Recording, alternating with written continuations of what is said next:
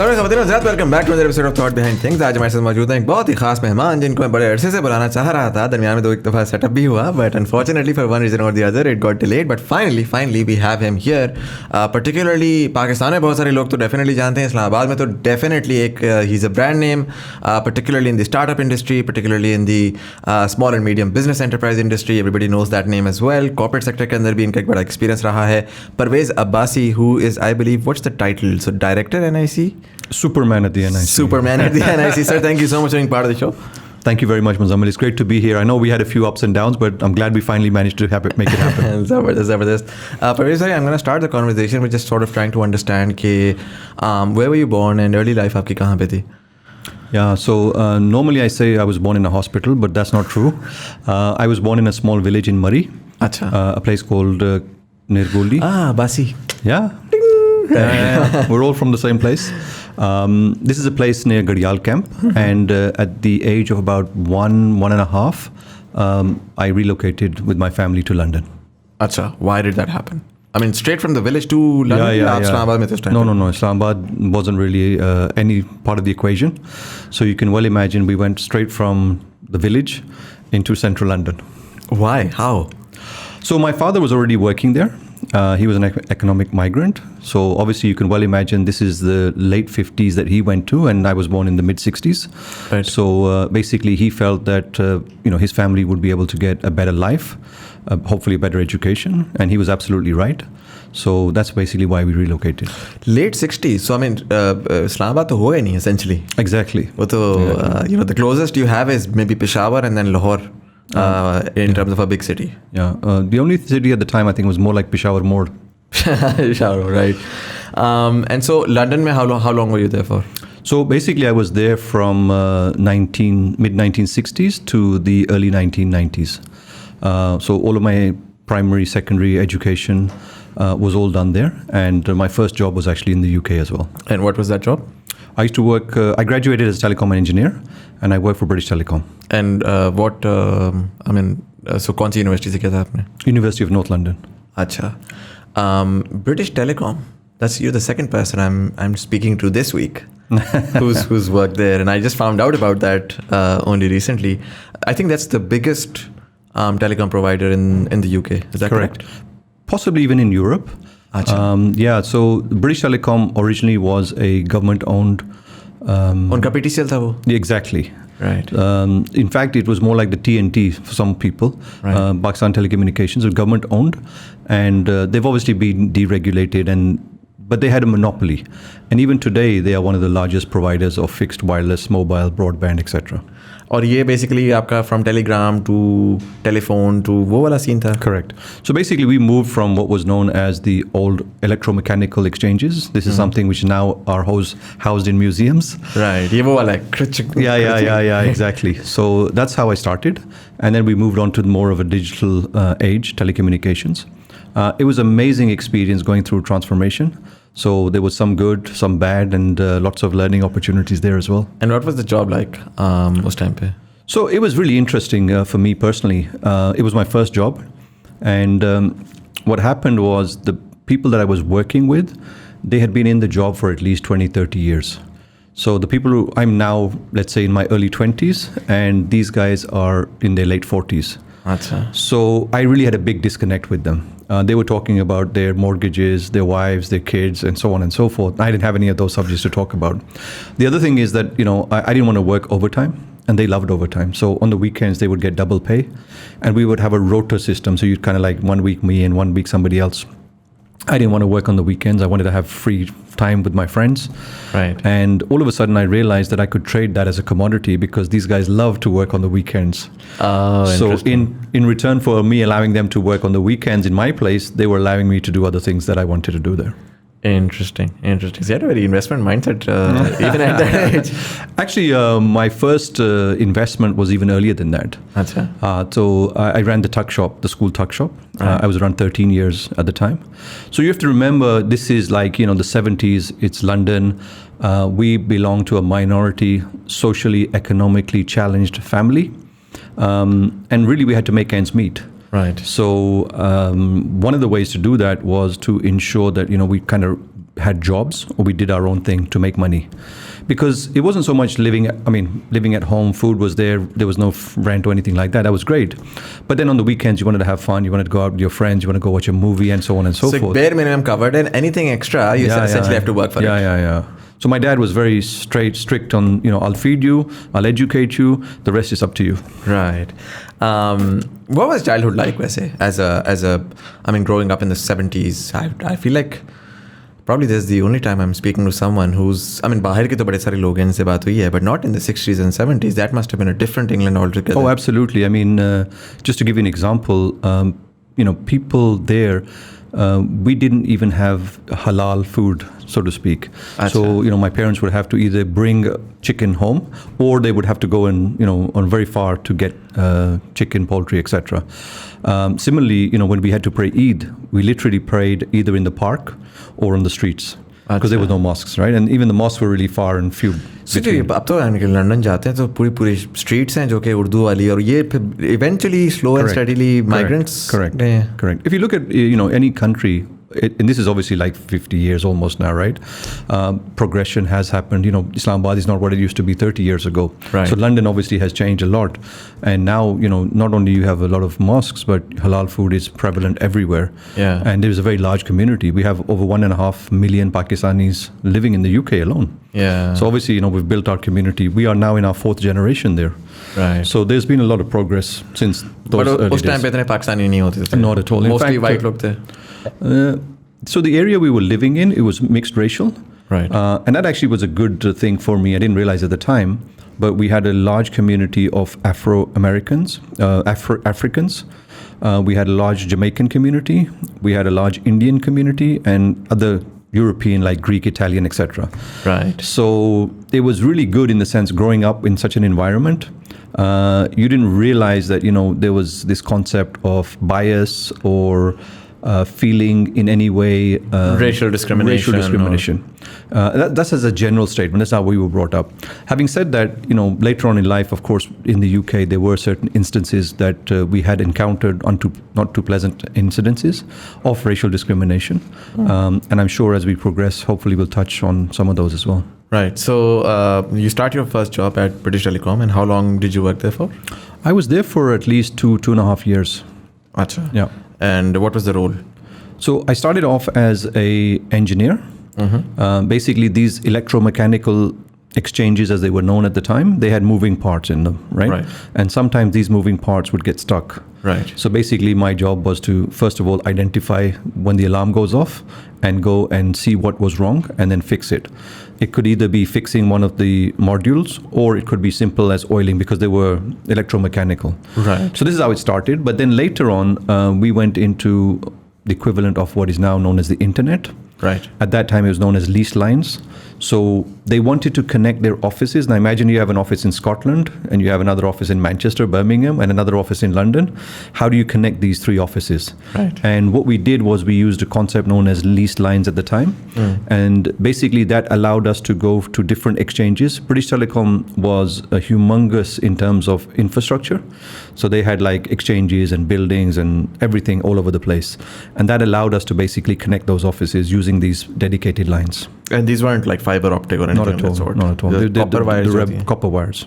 Achha, interesting. It was a very slow and very archaic.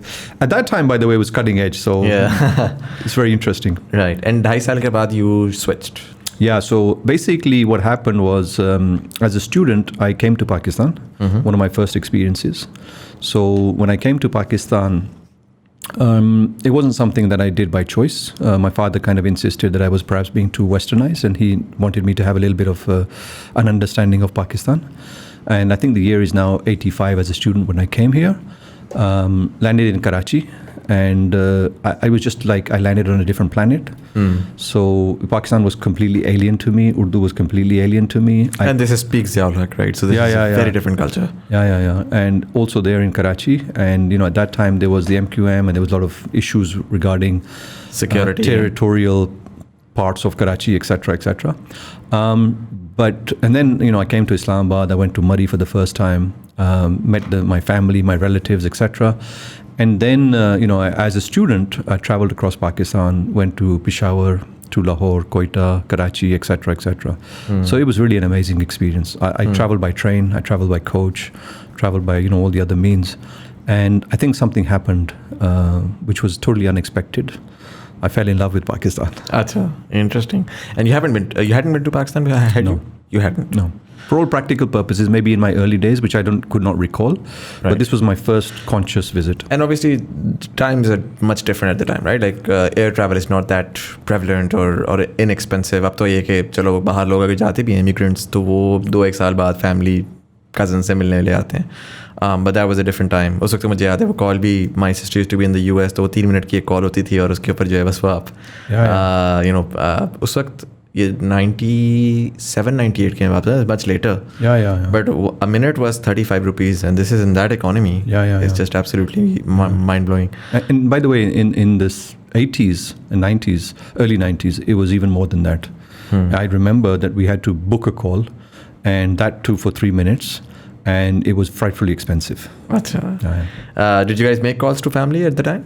Yeah, letters primarily. So my parents did, but phone calls in the early stages in 70s, 80s ki main baat kar raha hu, they were only on a emergency basis, unless there was some urgent need to speak to somebody.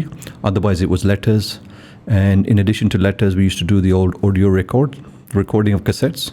Acha. And we used to record the cassettes. How are you? Ye hai, wo hai, guy by saying ye, wo, vagara. So send them. Letter ka ek vocal form basically. Yeah. Interesting.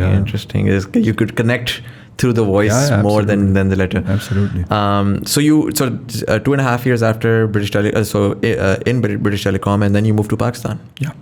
And did you have an idea of what you're going to do there?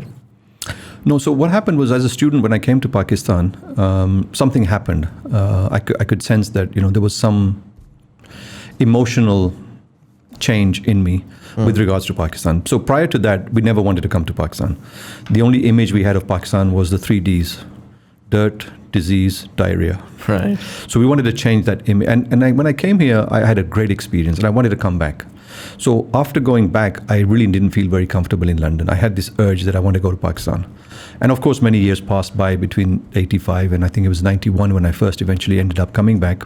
And that was an opportunity because at the time, telecommunication services, and this is now specific to mobile telecommunication services, was starting in Pakistan. Right. And this was in 1990, 91. So that was what, Paktel? Instaphone and Paktel, two companies that were here. Right. So basically, I reached out to them. I inquired about, kind of work that they were doing.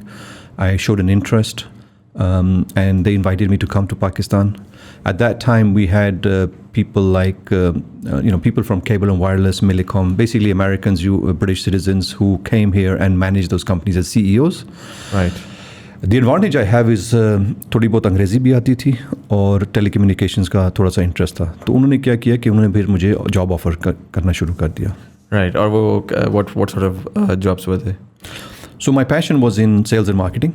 Right. So I became the commercial distribution head for Instaphone for the dealer sales program. For Paktel, we used to bring in handsets, Panasonic and other handsets and sell them here. And then also helping to set up what is now known as Jazz. Earlier was called Mobilink. Right. So helped to set up those companies from scratch. And Mobilink किस साल में आया था? Mobilink commercially launched किया था इन्होंने 1994 में. अच्छा. However, the license was there from 1992. अच्छा. So long story short is they had the license, but they didn't have the ability to launch. So there was a 2-year gap. So I worked with them as a consultant between 92 and 94, and then 94 formally, 95 joined them formally. Acha, and what were you doing there? I was basically the chief commercial officer, looking after sales, marketing, distribution, customer care.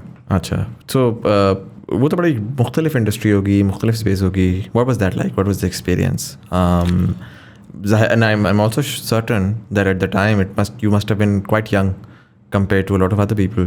Yeah. And for all intents and purposes, that was in a way a very startup-y environment, right? For sure. Telcos now are just like this huge conglomerate, but उस time पे तो को पता ही नहीं था, बस ये था कि यार एक इन्वेस्टमेंट करके मेरा आई एम ऑल्सो श्योर कि कुछ सर्टन सेल साइट्स होंगी बिजनेस डिस्ट्रिक्ट्स में जहाँ पर प्राइमरली स्टार्ट हुआ होगा. So how was it like? As you said, it was a completely different world. It was at its infancy. We started with very small number of cell sites. For example, Lahore में total 4 cell sites लगी हुई थी. कुछ जगहों पे चलता था, कुछ अक्सर जगहों पे नहीं चलता था मोबाइल. But more importantly, उस वक्त जो है ना ये it was seen as a novelty. It wasn't seen properly जैसे इंडस्ट्री होती है ना कि आपकी एक सॉलिड इंडस्ट्री है, बैंकिंग फॉर एग्जांपल, टेक्सटाइल है वगैरह वगैरह, तो लोग हायर करने के लिए हमारे लिए बहुत मुश्किल था. यानी कि anybody who was a professional, let's say we wanted to hire somebody from a marketing background who was a professional working in an industry like banking, वो join ही नहीं करते थे, वो इसको इंडस्ट्री नहीं समझते थे. अच्छा. The good side is that then we had to go for younger people, more, let's say, less experienced people, and then we developed that culture within the organization. And I found it, very similar to what we're seeing today. You're absolutely right. As a startup kind of a culture, a lot of young people, a lot of fresh graduates coming in with open minds, great ideas, great energy. And, today even you can see some of that culture within the organization, even to this day. Right. You were in Mobilink for most part then after that? So, yeah, I joined, I left, actually I was fired, I think it was 2001. Acha, why? So in 2001, so prior to 2001, the majority shareholders were Motorola. It's an American company. They have different work ethics and values and priorities. In the 2000s, early 2000s, Motorola decided to get out of the business, and they sold all of their shares in all of their companies in the operations. Right. And the shares were purchased by a company called Orascom, Egyptian company, and basically they wanted to bring their own people here. And they sent a gentleman who was the CEO, Al Barry is his name. And to put it simply, me and Al didn't see eye to eye. And he, as he said, he had a seat on the board and I didn't. And he fired me. Interesting. Just one fine day, randomly? Oh, yeah. Or did you see it coming? No, not at all. Not at all. This is a company that I put blood, sweat, and tears into. And it's interesting then, and I share this story for nothing other than inspiration and motivation for those people who have also come along this journey. So one fine day, this company that I helped to build decides to, ask me to leave. And I realized that day, of course I felt, very bad, frustrated and hurt, etc. But I had a realization that day. I realized that जो गाड़ी में चला रहा था ना, जो मैं समझता था मेरी गाड़ी है, वो एक्चुअली मेरी नहीं थी, उन्होंने वापस ले ली.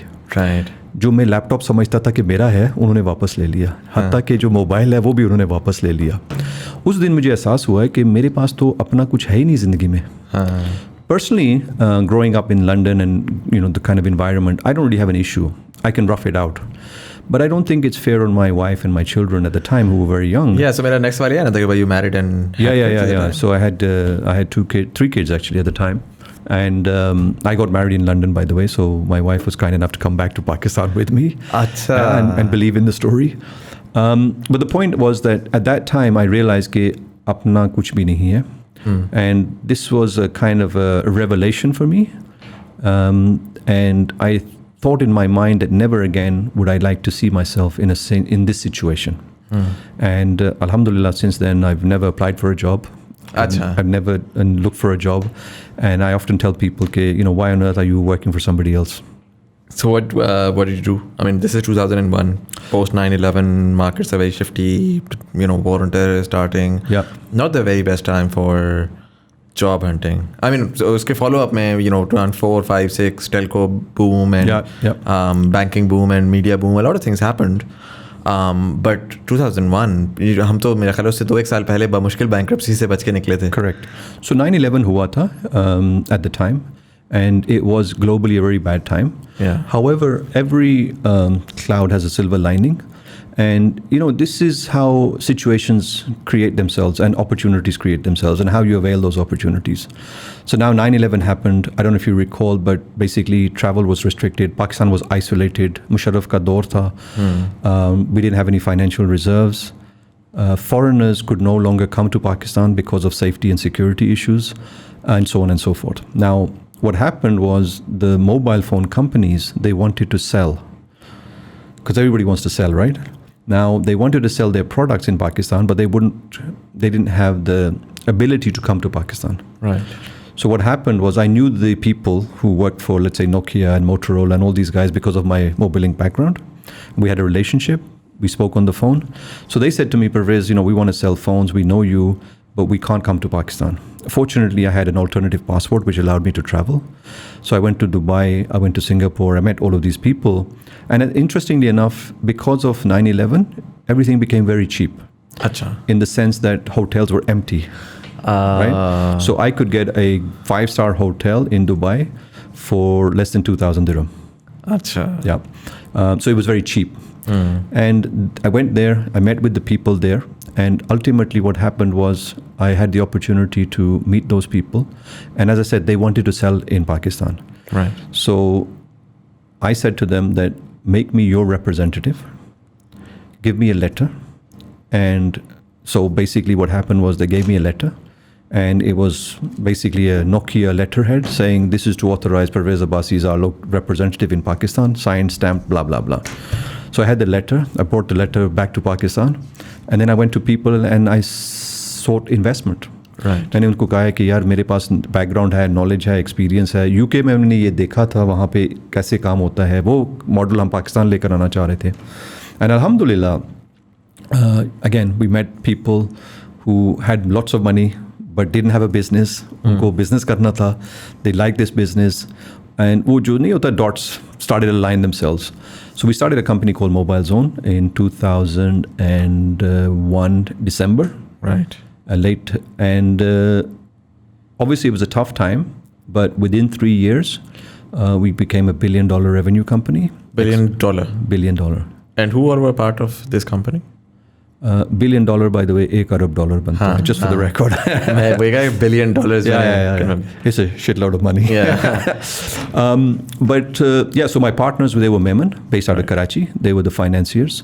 And it was a great partnership. My weaknesses were their strengths, and their strengths were my weeknesses, so to speak. Right. So it was you were the operations guy, and they were the finance folks. They financed it. They also did the operations. I managed the relationships. Traveled. जो अंग्रेजी बोलनी थी वो मैंने संभाला हुआ था. बाकी काम उन्होंने संभाला हुआ था. धंधा उन्होंने संभाला हुआ था. Right.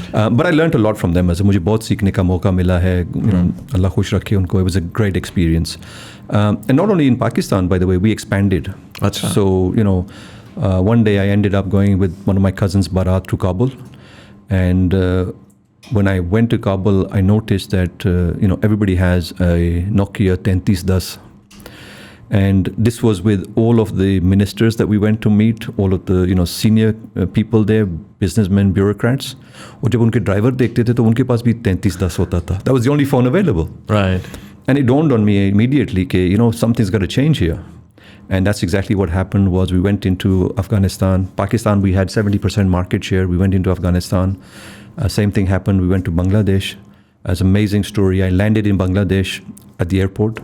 And the guy who came to pick me up from the hotel, मैंने उससे रास्ते में आधा घंटा होटल जाने में रास्ते मैंने उससे पूछा कि यहाँ पे मोबाइल मार्केट्स कहाँ हैं. Because every country has a mobile market. उसने बताया स्टेडियम में है, ये है, कुल.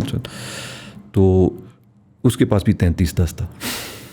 तो मैंने उससे इजाज़त ली कि can I take look at your phone. तो मैंने उसकी पीछे से उतारा ना कवर, तो बैटरी उतारी तो इट सेड मोबाइल जोन. अच्छा. In Bangladesh, the first guy I met. Wow. And I said to him, my God, ये कहाँ से फ़ोन लिया आपने? तो कहता है, सर वो मेरा भाई कराची में होता है, तो उसने वहाँ से कराची से भेजा है. And by the way, Pakistan was way ahead of Bangladesh. I remember Pakistan में जो रुपी है ना, that was 60 rupees to the dollar. And it was 85 taka to the dollar. So our currency was much stronger than theirs. And obviously, things have changed, unfortunately, in the wrong way. But Bangladesh has also moved on positively in a very, very positive way. Right. So Mobile Zone, how long were you affiliated with that? So 2008, we had what was known as the global financial crisis. And the dollar went from 60 rupees to 100 rupees, 60 rupees to 90 rupees in less than 100 days. So we were buying in dollars, selling in rupees, and paying back in dollars. So essentially, हमें काफी conversion में हमें नुकसान हुआ, because $100 का phone हम लेते थे 6,000 रुपए का, वो हम 6,500-7,000 में बेचते थे. तो जब डॉलर वापस उनको पैसे जमा कराने थे तो 90 रुपए का डॉलर था, यानी कि 9,000 रुपया. तकरीबन 200 करोड़ का हमें नुकसान हुआ था उस वक्त. $20 million we lost, and the rest is history. Mobile Zone shut down? For all practical purposes, yeah.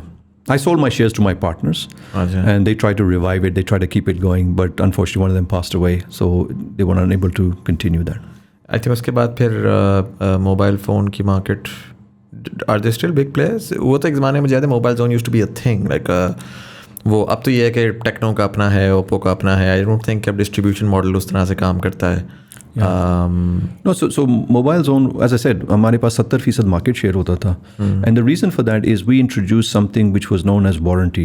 Okay. And it was a reliable warranty. So what happened was in those days जब हमने काम शुरू किया था तो दुकान पे जब आप जाते थे तो दुकानदार कहता था कि ये मेरे फ़ोन है, तो आप जब पूछते थे ना किसकी गारंटी क्या है, वारंटी क्या है, तो वो कहता था कि आप जितना मर्जी इस्तेमाल कर लें, दुकान से बाहर निकलेंगे ना तो मेरी जिम्मेदारी नहीं है.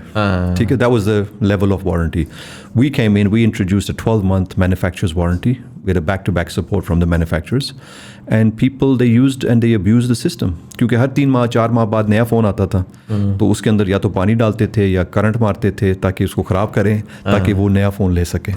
अच्छा. And we in one particular batch we had I think more than 40,000 phones which were faulty. Manufacturing fault था, फिर कैमरे का इशू था, तो हमने सबको रिप्लेस कर दिया. अच्छा. And उसके बाद ना the confidence level went through the roof, and people could not compete with us.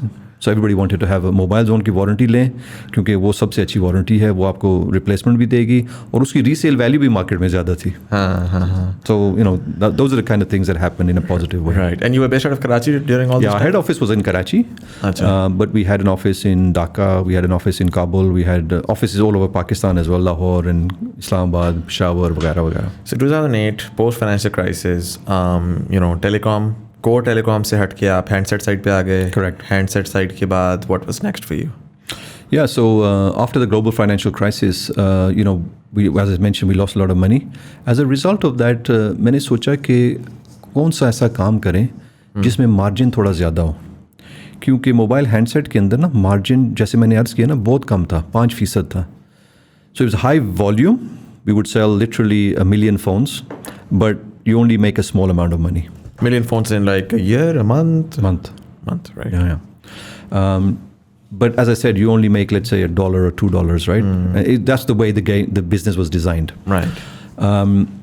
So मैंने सोचा कि मैं ये काम नहीं करना चाहता जिसमें बहुत ज़्यादा इन्वेस्टमेंट है और मेरे पास पैसे थे ही नहीं उस वक्त और मार्जिन इतना कम हो. तो मैंने कहा इसको रिवर्स करते हैं. So then I started a business which had a 95% margin and no investment whatsoever. Pretty good business, don't you think? Consulting? Exactly. So मेरा खर्चा ये था कि मैं अपनी गाड़ी में पेट्रोल डाल के क्लाइंट के पास जाता था. क्लाइंट मुझे अपना ऑफिस देता था, अपना इंटरनेट देता था, चाय कॉफ़ी बिस्किट भी दे देते थे, ऑफिस भी देते थे, तो वहाँ पे मैं काम करता था. So we did telecommunication consulting for large telcos. Again, commercial side के ऊपर, banks, organizational transformation, digitization, human resource capacity development, mergers, acquisitions. Those are the 4 areas that we try to focus on. And some of the, if you could share some of the notable projects that you worked on. Sure.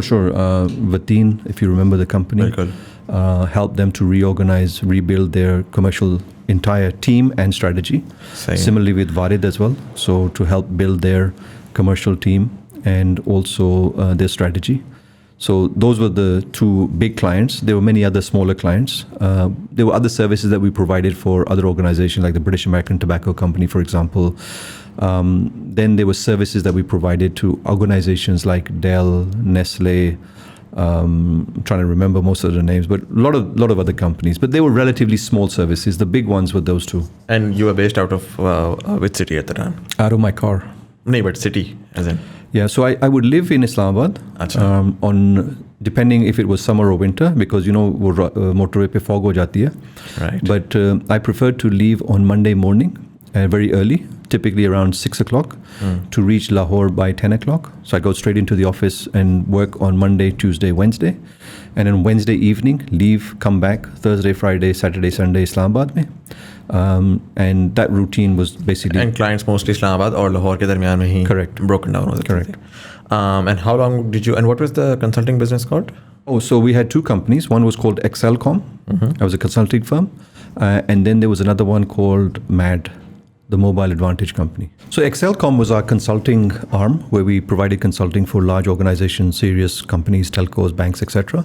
And on the more fun side of it, the Mobile Advantage company was basically providing SMS marketing services solutions to consumer goods, FMCGs, banks, and other organizations. Right. So that's basically what we were providing, using SMS as a tool and a vehicle, even for education purposes as well. Right. And you did this for 3-4 years? Yeah, 3-4 years. As I was saying, my kids then, they grew up, they'd done their O-levels, A-levels in Pakistan, and they were going for university. Because we have a heritage in the UK, we thought that that would be the best place for them to go back and study. We have obviously an infrastructure, family network, etc. And your siblings were, थोड़ा सा अगर मैं revert back करूँ तो आप पाकिस्तान आए थे, आपके siblings वहीं पे थे UK? Yeah. They thought I was crazy, so they had no intention of coming to Pakistan, as did most of the people at the time. So yeah, I felt comfortable that my brother was there, my sisters were there, and so on and so forth. So sending my kids there would give them some protection. Right. And obviously London is a great place as well. And I think it's good for young kids to go and travel the world and learn and get that experience, not only from the universities, but life itself teaches you a lot there. And then, so one day my wife says to me, we should go to London. बच्चे उधर हैं, हम इधर हैं, वो अकेले हैं, हम अकेले हैं. So let's go to London. I had no intention whatsoever. But one day, I don't know why, she maybe caught me at a soft time. Right. I somehow agreed. So mentally we decided now for the rest of our life हम वापस London जा रहे हैं. वहाँ पे मेरे बहन भाई हैं, वहाँ पे रहेंगे, मेरे बचपन के दोस्त हैं, हमारे बच्चे वहाँ पे हैं. So वो practical purposes यहाँ पे हमने बंद चंद करके लंदन चले गए. अच्छा, जो कंपनी से रैप अप कर लिया हैंड ओवर कर दी दूसरे लोगों को? So basically काम जो है ना वो थोड़ा सा ऑटो पायलट पे चल रहा था. We had a team of people, they were managing everything, so life was generally good. Having said that, कुछ जो clients थे मैं खुद manage करता था, कुछ service करता था, because they were the big guys and they wanted to have their pound of flesh, right? Right. But then what happened was when I went to London, within 3 months, I basically started to become depressed. And the reason for that is because what I thought I was going to spend time with my family and friends, everybody was busy. Yeah. So the first weekend, it was great. The second weekend was good. The third weekend, nobody was there. Yeah. And then when I would reach out to my जो बचपन के यार होते हैं ना, जिगरी यार होते हैं, दोस्त हैं, there's only 4 of us. We grew up together from a very early age. I'd reach out to them, and just to coordinate a dinner between the 4 of us would take 3 weeks. And I'm thinking to myself, what am I going to do here? Yeah. Plus, the weather started to, become cooler, and it became very dark all the time. It was dark and it was miserable. So I was going through this depression. So one day I went for a walk, and it was about a 45-minute walk. On the way back, it started raining. And it was freezing, it was raining, and I was walking, and I was cursing myself, and I was remembering Islamabad ki jo sunshine. तो मैंने कहा यार मैं पागल हूँ. This is a decision I made. Yeah, I'm great. So I already decided before I reached home that I'm going back. I made that decision on the way within back. 3 months. Wow. Yeah. And जैसे मैं घर पहुँचा हूँ, बेगम को मैंने कहा कि अगर आपने रहना है तो you're most welcome. We have the infrastructure. मैं जा रहा हूँ. So then what happened was I started to come back to Pakistan, opened up the house and got, all those things moving, etc. And then obviously I started missing my kids. I started missing my family and blah, blah, blah. So then I traveled back and forth. And I calculated that 6 weeks was the optimum time for me to be able to get the best of both worlds. Yeah, exactly. And as a result of that, I did that for now another 2-3 years, maybe 4 years. And during this trip, by the way, so I'd spent 6 weeks in Pakistan and 6 weeks in London. And during those trips in London, apart from seeing friends and family, I also caught up with my old colleague and friend Zuhair Khalik, former CEO of Mobilink Jazz, where we had worked together. Back in early 90s? Yeah. Correct. In fact, I know Zuhair and me, we worked together in Instaphone. Achha. And this is year 1992. So it's, what is that, 30 years? Yeah. Wow. That's crazy. Yeah. So it's 30 years. Anyway, so he was working in the UK at the time? Yeah, he was working. He had actually a lot of our friends were in a similar situation, right? So their kids are grown up, they're going to university. We're of that age bracket, right? And they're kind of living in London or the US, as the case may be. A semi-retired kind of a life. God had been kind enough to all of us. We'd done reasonably well. And So I started meetings here every other week for a cup of coffee just to catch up how things. And during those conversations, we thought, what is it that we're going to do for the rest of our life? Because although we were kind of retired or semi-retired, we still felt relatively young. We didn't feel like the guys who we always perceived they'll be so tired and retarded that they won't be able to do anything. And we thought of a plan of how we can perhaps give back to Pakistan. And giving back, the reason why Pakistan was in the state it's in because of our generation or the generation that was before us. Right. So to fix a problem, you need a different set of mindset. And we believed a lot in the youth because we'd worked with them in Mobilink, in Jazz, and we saw how they could come in with fresh ideas, fresh energy, etc. And also we saw how technology impacted people. So in the rural areas, for example, when a Mobilink tower went up, all of a sudden you had signals, people could use their phone, now they could communicate, they could talk. That helped them in their social, economic, and education. Right. A quick example of this is, when the farmer, he has now a phone, उससे पहले क्या होता था कि जो middle man उसको मंडी का rate बताता था. तो मंडी का रेट उसको कहता था कि टमाटर जो है ना 5 रुपए के बिक रहे हैं किलो. तो he didn't have any way of verifying that. तो उसको 5 रुपए के बेच देता था. But now he had a opportunity to call the mandi and say, आज क्या रेट है? तो मंडी वाला उसको कहता 10 रुपए रेट है. तो जो मिडिल मैन है, so you see how you can add value. Right. So we saw that in the youth and in technology, there was an opportunity. And if we were able to merge the two of these together, we would be able to create a better Pakistan. It was a very simple idea, very basic idea. And, obviously, as we always say, the universe conspires to help you. At the time, the government of Pakistan wanted to do something similar. And basically, we joined hands with the government and we conceived and built Pakistan's first National Incubation Center. I remember, at the time, we had no idea what incubation centers were about. In fact, many of the people who reached out to us, who we reached out to, and we said to them, we're going to set up an incubation center. उन्होंने सोचा कि poultry का काम शुरू कर रहे हैं. And even well-educated friends at Mobilink, when I went to them and shared with them the concept, the idea, वो respectfully वो कुछ कहते नहीं थे, लेकिन वो कहते थे हाँ ठीक है. परवेज साहब किस लाइन में लगे? So then, interestingly enough, we built it. Jazz is of course our partner. And then 6 months later, जब वो दोस्त मेरे थे, वो आना शुरू हुए, देखना शुरू हुए, बंदों से मिलना शुरू किया. उन्होंने कहा अच्छा यार परवेज अब समझ आ गई है. जब तू पहले आता था ना तो हमें समझ नहीं आती थी. Now we understand. Right. So the point is that mashallah, the National Incubation Center, you've been there, right? So you know what it's like. It's an amazing experience for us to work with so many young startup founders and learn from them, their challenges, their experiences, their opportunities, and really build on that. Alhamdulillah, you're probably aware it's a globally recognized award-winning facility. And also the program itself has, in my opinion, been very successful. It's been replicated across the country. Now we have 5 and 2 more coming up. NICs. 2 और कहाँ पर आ रहे हैं? Hyderabad and Faisalabad. Very cool.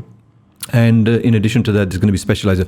But even the current जो 5 हैं, we did research on that, and more than 120,000 jobs have been created in the last 5 years. 50 billion rupees of investments and revenues have been raised by the startups. I'm not sure if you're monitoring it, but the last 2 years, we've had more investments in startups than the last 20 years, for example. Right. So definitely, Pakistan has moved in the right way over the last 3 or 4 years. Right. And I think we contributed a small part of that. Right. जो अभी currently 8 साल हो गए NIC को? नहीं 6 साल हुए. 6 साल हुए. What's the model? I mean, how do you sustain essentially? Sustain? Yeah, so I mean, how do you run the facility? Is this government funded? Is this private sector funded? Both. So our majority of funding comes from the Ministry of IT, the Ignite Fund. Now, just to remind everybody that वो जो आप mobile phone इस्तेमाल करते हैं, उसमें से ना 1-1.5% जो है वो जाता है as a contribution to the Ignite Fund. उसमें रिसर्च एंड डेवलपमेंट का एक हिस्सा है और इग्नाइट का भी एक हिस्सा है. तो उसमें से ये बेसिकली फैसिलिटी इस्तेमाल होती है. और ये पाकिस्तान में जो बाकी भी सारी NICs हैं, all of them, same model. Same. Partner different, so we have different private partners. In Islamabad, for example, with Team Up, we have Jazz. Right. Similarly, we have other universities and other partners in other cities. And when you say partner, what support are they essentially providing? Is it financial support? Is it connectivity to the industry? या किस level पे? I understand LAMS अगर partner है, they're essentially providing the facility. Yeah. Well, in the case of Jazz, for example, in Islamabad, of course, there's financial assistance. They're supporting us. They're also providing us support in terms of taking our startups to, for example, Barcelona for GSM World Congress, where many startups are congregated from the world. So it's an opportunity to get that exposure, to meet with investors, to share ideas. So that's been a great experience. And of course, that costs a lot of money. But more importantly, the access to their customer base, the mentoring that they provide in terms of, Jazz has 4,000 plus employees. So if you want anybody from marketing to legal to financial to HR to IT, they have, some of the best professionals in Pakistan. And we're very fortunate to be able to call on them as and when required for them to come and share their knowledge, experience, and help the startup founders solve some of their challenges. Right. जो generally incubation centres हैं, plan 9 से मैं start अगर करूँ 2012 I would say 12, 13 maybe. Plan 9 and then Plan X accelerator and then NICs. जो initial and I was involved very early on, one way or the other. जो initial excitement थी that really painted a dream. जो कि अगर मैं as a side person देखूँ, and again I haven't followed it as closely, but I think it was somehow वो convert नहीं हो सकी, and this is across all, so not just one specific. And while we've had a couple of good years finally now, and I think the ecosystem is now beginning to mature in a way, still early, but at least we're beginning to see some results.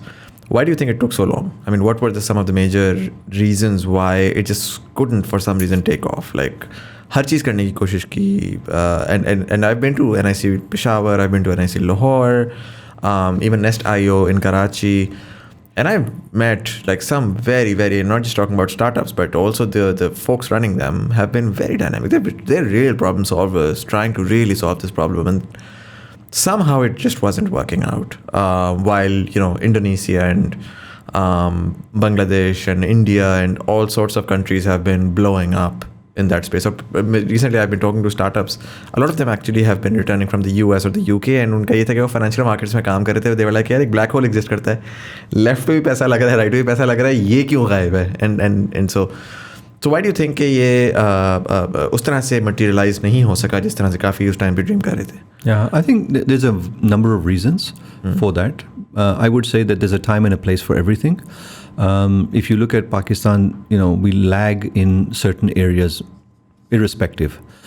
But I think one of the major reasons was the deployment of technology, and I'm referring to 3G in particular, and 4G was very late in Pakistan. Right. And with the broadband, for example, again, it came very late in Pakistan. So those are the railroads of, the building blocks of what is required. So if you, for example, without, let's say, 3G, 4G, you can't run a Careem, or you can't run an Uber, you can't run a Bikea, you can't run an e-commerce store, and so on and so forth. So I think that is one of the fundamental reasons that we were late. In addition to that, Pakistan, we had our own challenges. So, for example, there was a big issue with terrorism, if you remember. We have our own international challenges. For example, FATF is one example of the challenges that Pakistan is facing. We've often been on different grey and black lists, etc., etc. So I think it's a combination of those things. As you know, today, alhamdulillah, we don't have those terrorism challenges that we had just a few years ago. We do now have 3G and 4G services. In addition to that, technology enablement in terms of the youth. If you look at the last 5 or 10 years, for example, a lot of young people have graduated from universities and have come into not only the workforce, but the startup ecosystem as well. And also, I think more recently, we have people coming back from Pakistan, the diaspora community, especially from the US. And they're having that experience and that mindset, bringing that knowledge and looking at opportunities here. For them, the cost of doing business in Pakistan is much lower. And that presents itself as an opportunity. In addition to that, because of the scarcity of such opportunities, creates that opportunity in itself, i.e. it does create a vacuum. There is an opportunity in the space. So I think that not only have we seen that, this is just the tip of the iceberg. Right. I think the rate of growth is going to be really phenomenal. So just to put things in for illustration purposes, 2017-18 में अगर किसी को $50,000 मिलता था, वो भी 4-6 महीने के बाद, तो हम समझते थे कि यार वाह बड़ी बात है. आजकल अगर आप देखें तो हर दूसरे तीसरे दिन जो है हफ्ते में 2-3 अनाउंसमेंट्स होती हैं और $multi-million की होती हैं. I would also like to say कि क्योंकि आपने नेस्ट IO की बात की है, जहाँ नारा is a very dear friend, as in LUMS for example, Khurram Zafar is doing some amazing work even today but also earlier at LUMS. इसी तरह अगर आप देखें डॉक्टर शाहिद कुरैशी साहब हैं IBA कराची में. So we're building on the shoulders of giants, right? So a lot of that work that is being done at the NIC, we actually went out, met with these people, learned from them. They were kind enough to support us, and basically I would like to consider it as a team effort. And today we are seeing the results of their hard work, and on top of that some of the work that we put in as well. Right. Do you think the model, would you change the model now that so I understand that originally in an industry जहाँ पर concept ही नहीं था, तो सबसे पहला काम आप करते हैं demand creation का. And so for a lot of in a lot of ways, incubation as it happened globally versus incubation as it was happening in Pakistan had to be customized and localized. Correct. Right? Based on कि भाई अब again incubation center in Islamabad and incubation in Peshawar will be very different. Correct. Right? और वो उस target market को करेंगे और फिर वो उसके हिसाब से देखेंगे कि यार हमारे पास एंटरप्रेन्योर किस किस्म का आ रहा है और उसके हिसाब से उसकी इस वक्त वीक पॉइंट्स क्या हैं. शायद वो बहुत ही सिंप्लीफाइड होंगे और बहुत ही डम डाउन होंगे for lack of better word. Alternatively and I get that, लेकिन अगर मैं इसको इस तरह देखूँ कि अब पाकिस्तान में क्योंकि डिमांड क्रिएशन का एक बड़ा पहलू जो होता है वो in a capitalist environment it's really just about the numbers, right? And when the numbers come in तो ऑटोमेटिकली एक समंदर चल पड़ता है. और हमने देखा कि जब दस्तगीर आता है और आके $37 मिलियन की अनाउंसमेंट करता है, तो अब बहुत सारे कॉर्पोरेट के लोग बैठे हैं, वो कह रहे हैं यार मैं अपनी ज़िंदगी के साथ क्या कर रहा हूँ. पहले ये होता था कि यार स्टार्टअप की बात होती थी, कॉर्पोरेट वाला कहता था यार ये सब बच्चों की बात है, मैं टेलीनॉर जाऊँगा और टेलीनॉर की वेलोसिटी के अंदर कुछ कर लूँगा मैक्सिमम, राइट? अब वो कह रहा है कि यार वो मेरा जो दोस्त था ना वो करीम गया और $1 मिलियन कमा कर. करेक्ट.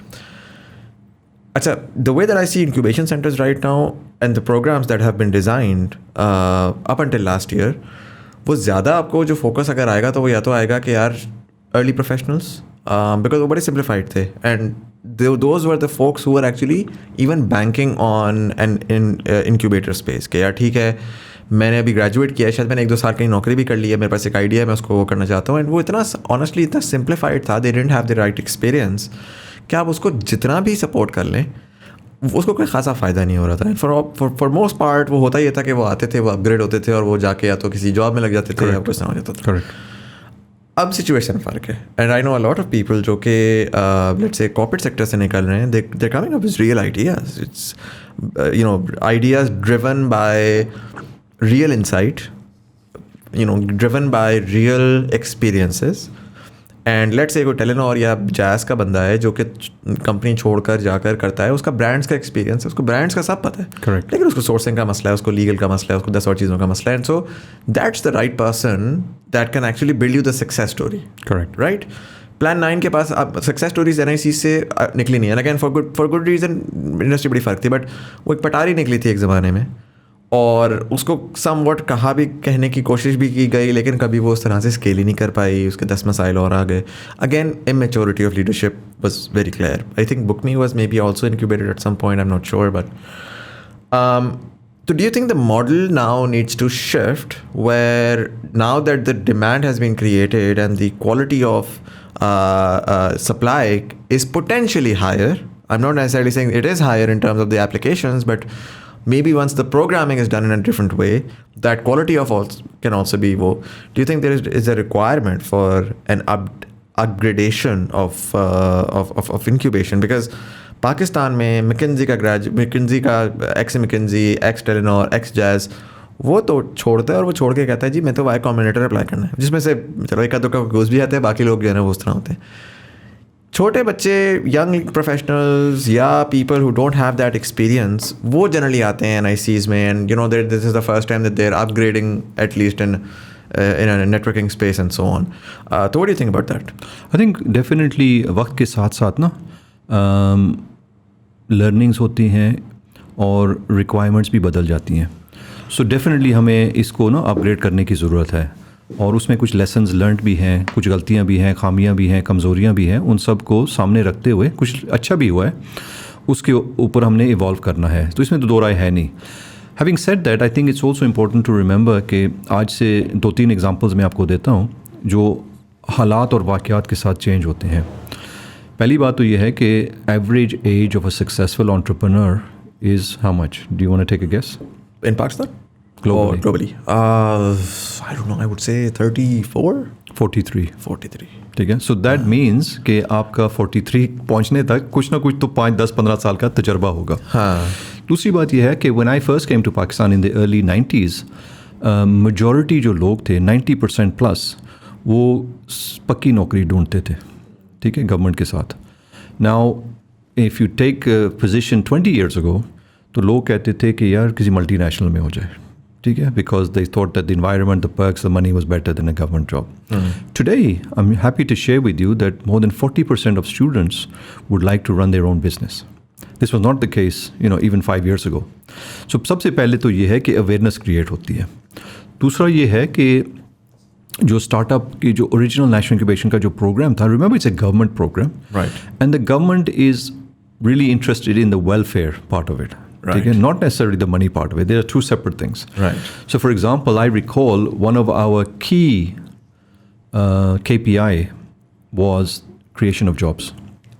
कि आपने जॉब क्रिएट करने, because remember our population is 100+ million young people. No government in the world can create those kind of jobs, right? So job creation was the first one, and alhamdulillah we managed to do that. As I mentioned, over 120,000 jobs have been created through this particular program.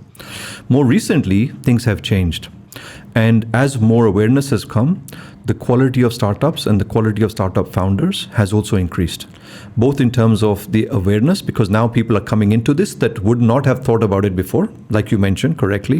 Let's say telecom का बंदा है, उसने 5-10 साल नौकरी की है, अब वो सोचता है कि यार मैंने सारी ज़िंदगी नौकरी करनी है. इनफैक्ट मैं लोगों को कहता हूँ सारी ज़िंदगी नौकरी करोगे, अपने लिए भी कुछ करना है. So they're moving into this space. So that we're definitely seeing a significant rise in terms of the quality, and therefore the delivery of service that we were providing 2-3 years ago is no longer relevant.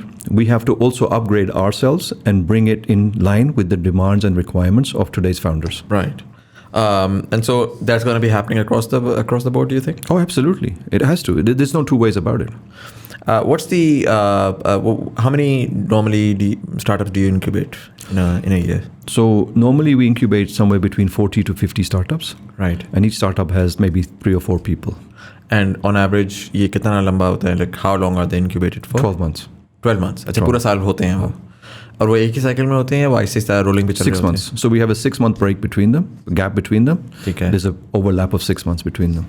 And have you seen any evolution in terms of the industry or the problems that have been targeted over the last few years? I mean, in terms of, there could be a lot of interesting insights gathered from just your own data of, applicants and, the actual finalists जो actually incubate हुए, कि यार youth किस चीज़ को एक problem समझ रही है, किस चीज़ को सॉल्व करना चाह रही है, कौन से सॉल्यूशंस जो हैं वो करना चाह रही है. Do you think, I mean, does NIC release a report? Yeah. We of course collect all of this data, and there's a lot of anecdotal data that helps us in building our curriculum and our program as well. So just to give you an example, now we've learned that when a startup founder comes, we look at their experience, right? So if he's a fresh graduate, he doesn't have work experience, chances are he's not going to make it, right? As opposed to somebody coming with, let's say, 5 or 7 years experience, having worked in this particular field, has hands-on experience, there's a chance of increase. Secondly, how number of startup founders in a particular startup? If it's just one guy, we've had experiences where just one person came in, and that person felt that he's God's gift to earth, वो सुनने के लिए तैयार भी नहीं है. अब वहाँ पे इंटरव्यू के दौरान बंदे के पास 20-30 साल का तजर्बा है रनिंग सक्सेसफुल बिजनेसेस, वो उनको मशवरा देता है कि बेटे आप इस तरह देख लो. कहता नहीं आपको नहीं पता. So how coachable is the founder, for example? Right. Secondly, is it one founder? Was it 2 founders? Was it 3 founders? Is it 4 founders? So the optimum number of founders we found is 3. Right. So one of them has, for example, a marketing background, one has a legal background or IT background or financial background, etc., etc. So they can, support each other. So these are things that we've learned over time. As far as the startups are concerned, they're now using availability of data.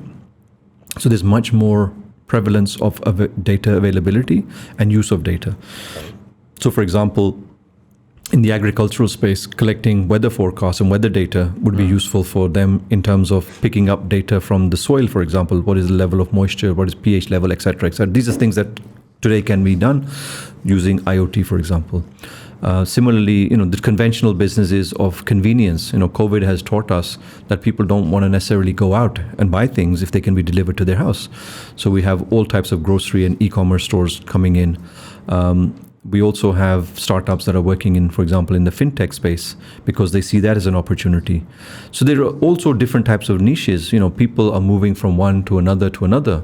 I was talking to a startup founder earlier today where they started off providing basic insurance services. But from those insurance services, actually, they originally started with